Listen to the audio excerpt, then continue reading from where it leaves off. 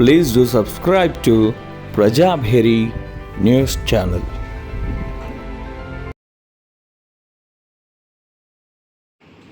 ఈరోజు నిజామాబాద్ జిల్లా ఆర్మూర్ నియోజకవర్గంలో కాంగ్రెస్ రాష్ట్ర వ్యవహారాల ఇన్ఛార్జ్ అయినటువంటి మీనాక్షి నటరాజన్ యొక్క పాదయాత్ర సందర్భంగా నిజామాబాద్ జిల్లాలోని జిల్లా వ్యాప్తంగా సర్పంచులను, ఉప సర్పంచులను, ప్రజాప్రతినిధులను, రైతులను, నాయకులను, ఎంపీపీలను, జడ్పీటీసీలను, బీఆర్ఎస్ పార్టీకి చెందిన యావత్ నిజామాబాద్ అందరినీ అరెస్ట్ చేయడం జరిగింది. దీన్ని నేను తీవ్రంగా ఖండిస్తూ ఉన్నాను. ముఖ్యంగా నందిపేట పోలీస్ స్టేషన్లో వందలాది మందిని, మాక్లూరు పోలీస్ స్టేషన్లో వందలాది మందిని, ఆర్మూర్ పోలీస్ స్టేషన్లో వందలాది మందిని అరెస్ట్ చేశారు. వారిని వెంటనే విడుదల చేయాలని చెప్పి నేను డిమాండ్ చేస్తూ ఉన్నాను. గాంధేయవాదం అని చెప్పే మరి మీనాక్షి నటరాజన్ గారు ఇవాళ ఆర్మూర్లో గాడ్సే సిద్ధాంతాన్ని, గాడ్సే వాదాన్ని నడిపిస్తుందని చెప్పి సందర్భంగా తెలియజేస్తా ఉన్నాను. ఆర్మూర్ అంటేనే రైతులు అంటేనే ఆర్మూరు. అట్లాంటి ఆర్మూర్లో ఇవాళ అప్రకటిత ఎమర్జెన్సీ కనబడుతుందని చెప్పి సందర్భంగా తెలియజేస్తా ఉన్నాను. అలాంటి ఆర్మూర్లో ఈరోజు మాజీ ఎమ్మెల్యే జీవన్ రెడ్డి అయినటువంటి నేను నా ఇంటి చుట్టూ పోలీసుల పహారా, నిజామాబాద్ జిల్లా పార్టీ ఆఫీస్ చుట్టూ పోలీసుల పహారా చూస్తూ ఉంటే నిజామాబాద్ సిపి గారు నిజామాబాద్ జిల్లాలో ఇలా అప్రకటిత ఎమర్జెన్సీని ప్రకటించిందని చెప్పి సందర్భంగా తెలియజేస్తూ ఉన్నాను.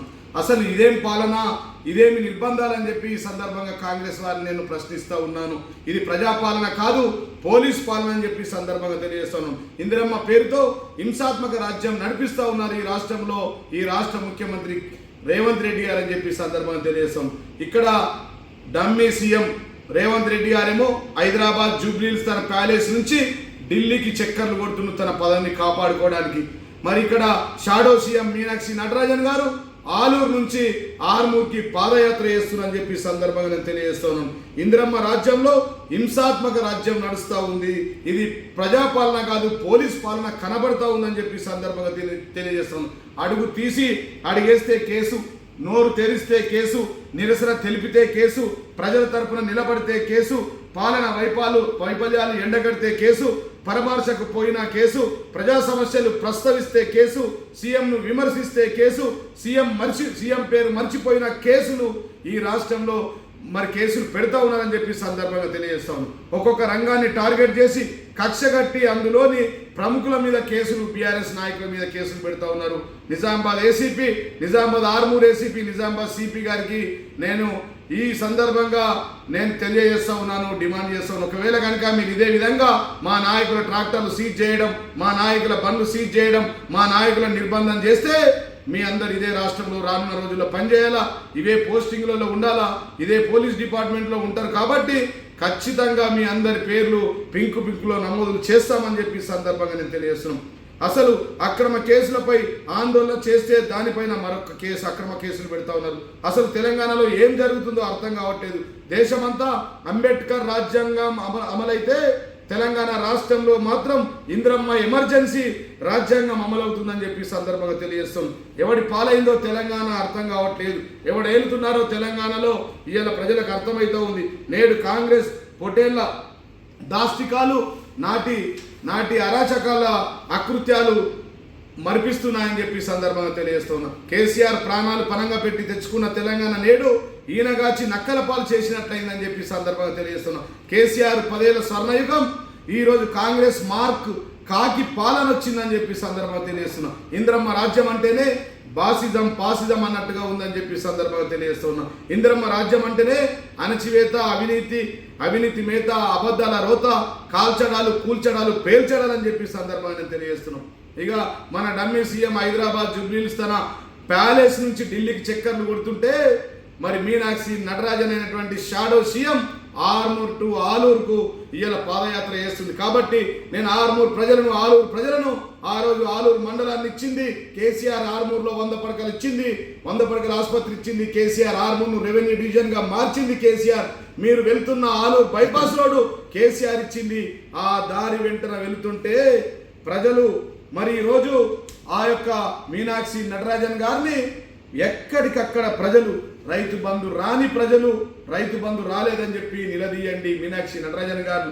ఈరోజు జిల్లా అధ్యక్షుడిగా ఈ సందర్భంలో ఈ సాయంత్రం ఈరోజు మీనాక్షి నటరాజన్ గారు ఆర్మూర్కి వస్తూ ఉన్నారు.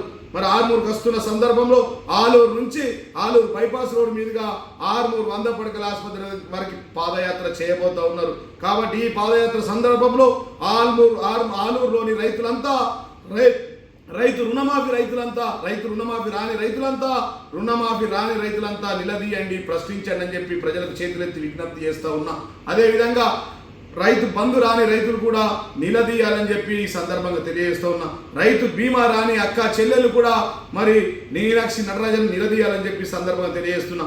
తులం బంగారం స్కూటీ రాని అక్క చెల్లెలు కూడా తోవింటి ఆమెను ప్రశ్నించండి, నిలదీయండి అని చెప్పి సందర్భంగా తెలియజేస్తున్నా. అదేవిధంగా 2000 రూపాయల పింఛన్, 4000 రూపాయలు రాని ముసలోళ్ళు, అమ్మలు, అక్క చెల్లెలు నిలదీయాలని చెప్పి సందర్భంగా తెలియజేస్తున్నా. లక్షలాది మందికి ఈరోజు కళ్యాణ లక్ష్మి పెండింగ్ లో ఉంది. వాళ్ళంతా కూడా ఖచ్చితంగా మీనాక్షి నటరాజన్ గారిని రోడ్ల వెంబడి నిలదీయాల ఆర్మూరు పాదయాత్రలో అని చెప్పి సందర్భంగా నేను తెలియజేస్తున్నా.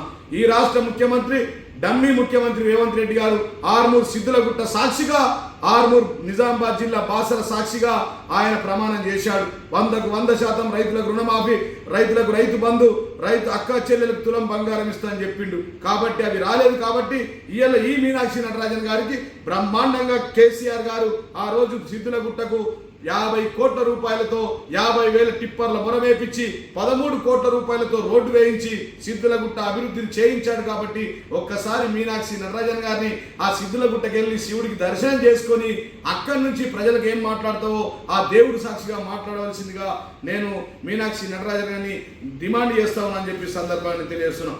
అసలు మీ పాదయాత్ర ఎందుకో మీరు సమాధానం చెప్పాలి.